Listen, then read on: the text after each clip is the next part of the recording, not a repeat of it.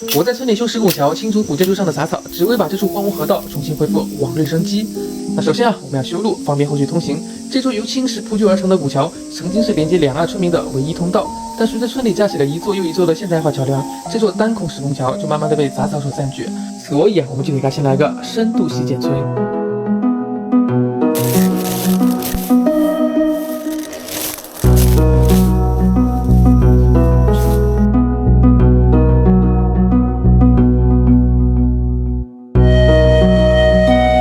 在石拱桥两侧长出了很大的小树，对桥基有着非常大的安全隐患，所以也需要清理干净。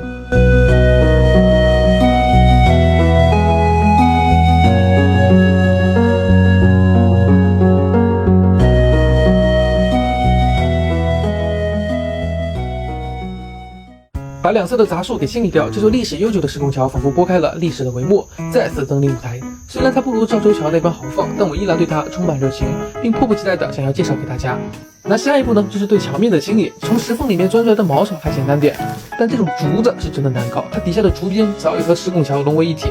那好在中午下了一场大雨，被浸湿的土壤干起活来省力不少。吃完奶奶包好的红薯饺子，我披着晚霞就来到了古桥旁。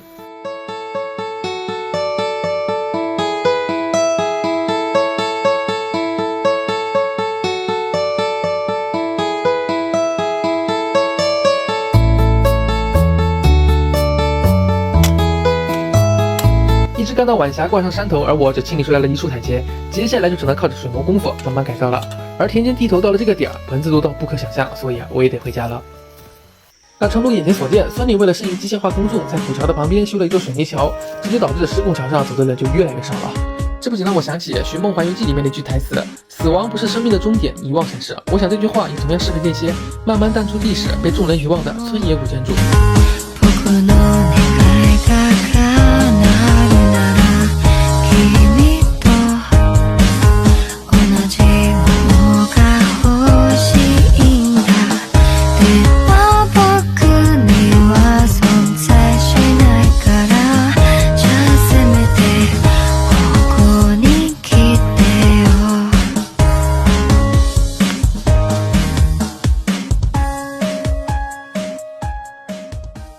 看到这个小白房子了吗？我以前小时候在这里住过好几年的。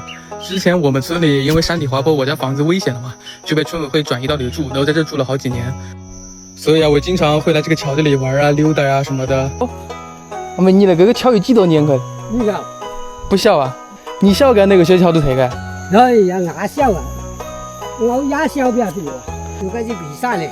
比赛？拖张时。过来的。所以你健康过来。石拱桥下的这处溪流是我们村里最大的一条河，但因为今年江水下的北移，江浙沪赣湘地区的持续干旱，让我们这的溪流水量直线骤减。我翻了下去年的素材，在同一时间段、同一地点，当时的我还能悠闲的钓鱼，而此时的我只能躺在山顶俯瞰村子。从这个角度也能看出，我们修复的石拱桥正好是坐落在村子的中央，对于四面八方往来通行的人，恰好是最佳折中点。我想这也是属于古人的智慧吧。感觉现在太阳稍微小点了。